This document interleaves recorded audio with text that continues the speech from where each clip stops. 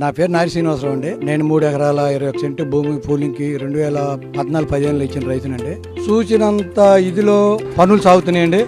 E6 కాంచి E1 కాంచి E12 కాడించి ఇటు N12 కాంచి N1 కాంచి అన్ని ఏ రోడ్లు చూసినా అండర్ గ్రౌండ్ డ్రైనేజీలు, 2 పక్కల డ్రైనేజీలు. మేము ఆల్రెడీ తిరుగుతా ఉన్నాం, చూస్తా ఉన్నాం. సర్వయోగం స్పీడ్ తో భారీ ఎత్తున భారీ ప్రొక్లైన్లు, భారీ పరికరాలతో దాదాపుగా 40-50 వేల మంది వర్కర్స్ తో, ఇంజనీర్లు చూసిన కోలాహలంగా అమరావతి గత చంద్రబాబు ఉన్న టైంలో ఎలా కోలాహలంగా ఉందో పనులు మొదలు పెట్టి కొంచెం అంతలో వర్షాకాలం వచ్చింది. ఈ వర్షాకాలం అక్టోబర్ నవంబర్ నుంచి మరీ అసలు నవంబర్ డిసెంబర్ ఇప్పుడు జనవరి ఫిబ్రవరి అవుతుంది. భారీ ఎత్తున ఏ రోడ్ లో చూసినా, ఏ బ్రిడ్జి కాడ చూసినా, హైకోర్టు దగ్గర జడ్జి క్వార్టర్స్ అవ్వచ్చు, ఎమ్మెల్యే క్వార్టర్స్ అవ్వచ్చు, గెజిటేజ్ ఆఫీసర్ అవ్వచ్చు, ఏది చూసినా భారీ ఎత్తున.